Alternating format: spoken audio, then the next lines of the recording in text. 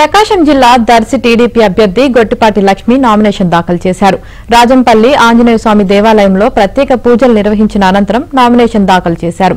TDP party కార్యాలయం నుంచి భారీ ర్యాలీతో వెళ్లిన లక్ష్మి నామినేషన్ పత్రాలను ఎన్నికల అధికారులకు సమర్పించారు. ఈ కార్యక్రమంలో Addanki MLA Gottipati Ravikumar, Vangaveeti Radha, TDP, BJP, Janasena నాయకులు పెద్ద సంఖ్యలో పాల్గొన్నారు.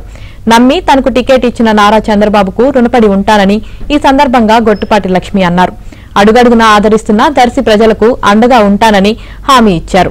దర్శి ఎమ్మెల్యేగా గెలిచి చంద్రబాబు నాయుడికి బహుమతిగా ఇస్తానన్నారు.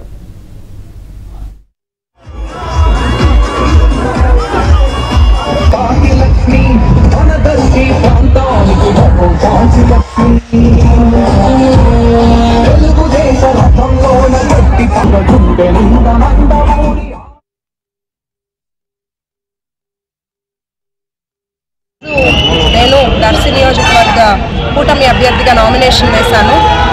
ఇక్కడ ప్రజల ప్రేమ, అభిమానం నేను నా జీవితంలో మర్చిపోలేని రోజు ఇవాళ. వాళ్ళ నమ్మకాన్ని వమ్ము చేయకుండా, మా అధినేత చంద్రబాబు నాయుడు గారి నమ్మకాన్ని వమ్ము చేయకుండా మేము దర్శిలో గెలుస్తున్నాము. కూటమి ప్రభుత్వం ఏర్పడుతుంది. దర్శిని చంద్రబాబు నాయుడు గారికి గిఫ్ట్గా ఇస్తాం.